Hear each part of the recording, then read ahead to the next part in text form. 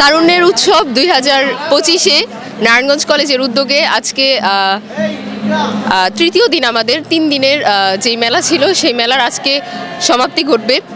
গত 2 দিন এবং আজকে আমরা তারুণ্যের 24 আন্দোলনের পরবর্তীতে এবং আন্দোলনের সময় সক্রিয় ছিল নারায়ণগঞ্জ কলেজের যেসব ছাত্রছাত্রীরা, তাদের এক অংশকে নিয়ে, সবাইকে সম্ভব হয়নি তবে এক অংশকে নিয়ে আমরা তারুণ্যের 24 একটি প্ল্যাটফর্ম গড়ে তুলি কলেজে বিভিন্ন কার্যক্রম পরিচালনা করার জন্য।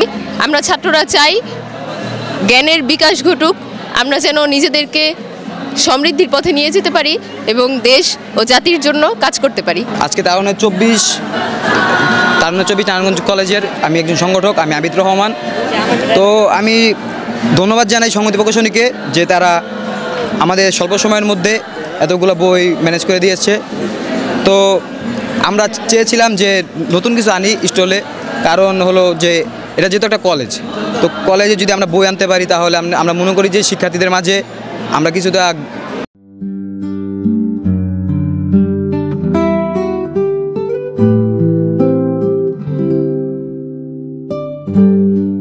বিকাশ ঘটাতে পারবো, তাদের জ্ঞানের বিকাশ ঘটাতে পারবো।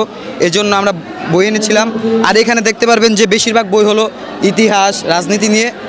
তো 5ই আগস্টের পর থেকে আমরা দেখতে পেয়েছি যে প্রত্যেকটা শিক্ষার্থী তারা কোনো না কোনো রাজনীতির সংগঠনের সাথে জড়িত হয়েছে। তো মনে করেছি যে আমাদের এই বইগুলো আনা বেটার হবে।